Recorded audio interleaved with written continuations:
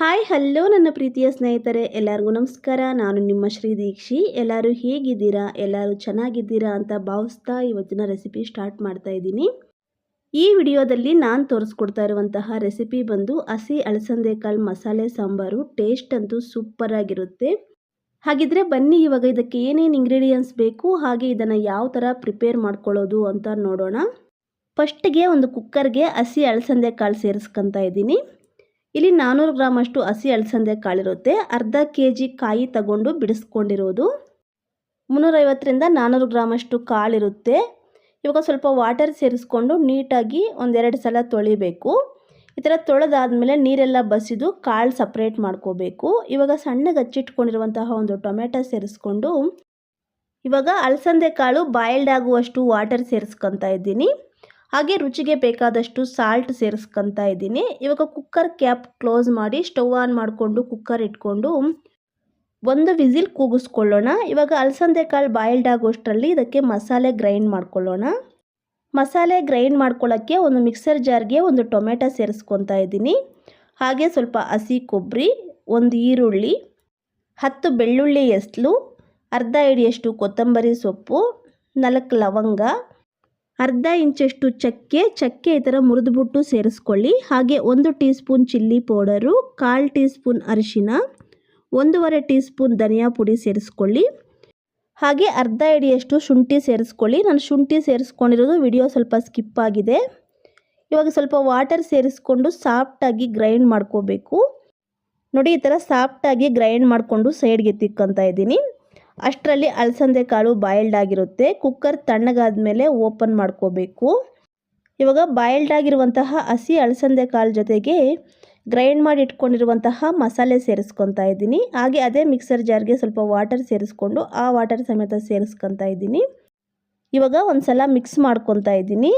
ಇದಕ್ಕೆ ನಾವು ಹಸಿ ಅಲಸಂದೆ ಕಾಳು ಸೇರಿಸ್ಕೊಂಡು ಪ್ರಿಪೇರ್ ಮಾಡ್ಕೊತಿರೋದ್ರಿಂದ ಒಂದು ವಿಸಿಲ್ ಅಷ್ಟೇ ಕೂಗಿಸ್ಕೊಂಡಿರಬೇಕು. ಇವಾಗ ಮತ್ತೆ ಸ್ಟವ್ ಆನ್ ಮಾಡಿಕೊಂಡು ಕುಕ್ಕರ್ ಇಟ್ಕೊಂಡು ಗ್ಯಾಸ್ ಲೋ ಮೀಡಿಯಮ್ ಫ್ಲೇಮ್ನಲ್ಲಿ ಇಟ್ಕೊಂಡು 7ರಿಂದ 8 ನಿಮಿಷ ಚೆನ್ನಾಗಿ ಕುದಿ ಬರಬೇಕು. ಅಲ್ಲಿ ತನಕ ಕುದಿಸ್ಕೋಬೇಕು. ಮಸಾಲೆಯಲ್ಲಿರುವಂತಹ ಹಸಿ ಸ್ಮೆಲ್ಲೆಲ್ಲ ಹೋಗಬೇಕು. ಅಲ್ಲಿ ತನಕ ಬಾಯ್ಲ್ಡ್ ಮಾಡ್ಕೋಬೇಕು. ಬಿಸಿ ಮುದ್ದೆ ಬಿಸಿ ರೈಸ್ ಜೊತೆ ಅಂತೂ ಸೂಪರ್ ಆಗಿರುವಂತಹ ಕಾಂಬಿನೇಷನ್ ಅಂತ ಹೇಳ್ಬೋದು. ನೋಡಿ, ಮೀಡಿಯಮ್ ಫ್ಲೇಮ್ನಲ್ಲಿ 7ರಿಂದ 8 ನಿಮಿಷ ಕುದಿಸ್ಕೊಂಡಿದ್ದೀನಿ. ಸಾಂಬಾರು ಸಮೇತ ಥಿಕ್ನೆಸ್ ಬಂದಿದೆ. ಇನ್ನು ಸಾಂಬಾರಿಗೆ ಒಗ್ಗರಣೆ ಹಾಕ್ಕೊಂಡ್ರೆ ಸಾಂಬಾರು ರೆಡಿ ಆಗುತ್ತೆ. ಇವಾಗ ಇದನ್ನು ಕೆಳಗಿಳಿಸ್ಕೊಂಡು ಸಾಂಬಾರಿಗೆ ಒಗ್ಗರಣೆ ಹಾಕ್ಕೊಳ್ಳೋಣ.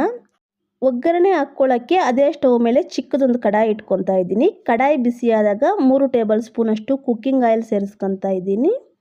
ಆಯಿಲ್ ಬಿಸಿಯಾದಾಗ 1/4 ಟೀ ಸ್ಪೂನ್ ಅಷ್ಟು ಸಾಸಿವೆ ಸೇರಿಸ್ಕೊಂಡು ಸಾಸಿವೆ ಚಿಟಾಪಟ ಅಂತ ಸಿಡಿದ ಮೇಲೆ ಸಣ್ಣಗೆ ಸ್ಲೈಸಸ್ ಥರ ಕಟ್ ಮಾಡ್ಕೊಂಡಿರುವಂತಹ ಅರ್ಧ ಈರುಳ್ಳಿ ಹಾಗೆ ಸ್ವಲ್ಪ ಕರಿಬೇವು ಸೊಪ್ಪು ಸೇರಿಸ್ಕೊಂಡು ಫ್ರೈ ಮಾಡ್ಕೋಬೇಕು.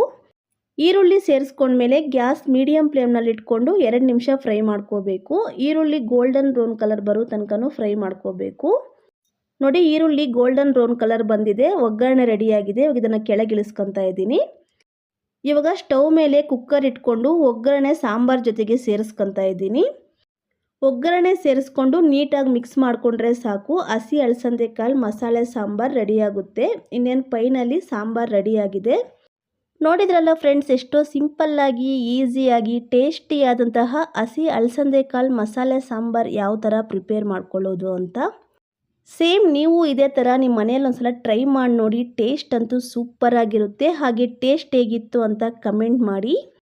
ಖಂಡಿತ ನಿಮ್ಗೆ ಈ ವಿಡಿಯೋ ಇಷ್ಟ ಆಗಿರುತ್ತೆ ಅಂತ ಅಂದ್ಕೊತಾ ಇದ್ದೀನಿ. ನಿಮಗೇನಾದರೂ ಈ ವಿಡಿಯೋ ಇಷ್ಟ ಆಗಿದ್ದರೆ ಒಂದು ಲೈಕ್ ಮಾಡಿ. ಇನ್ನು ನನ್ನ ಚಾನಲ್ನ ಸಬ್ಸ್ಕ್ರೈಬ್ ಮಾಡ್ಕೊಂಡಿಲ್ಲ ಅಂದರೆ ಪ್ಲೀಸ್ ಸಬ್ಸ್ಕ್ರೈಬ್ ಮಾಡ್ಕೊಳ್ಳಿ.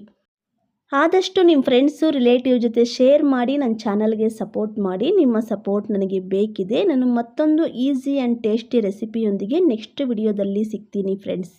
Thanks for watching my video. Thank you.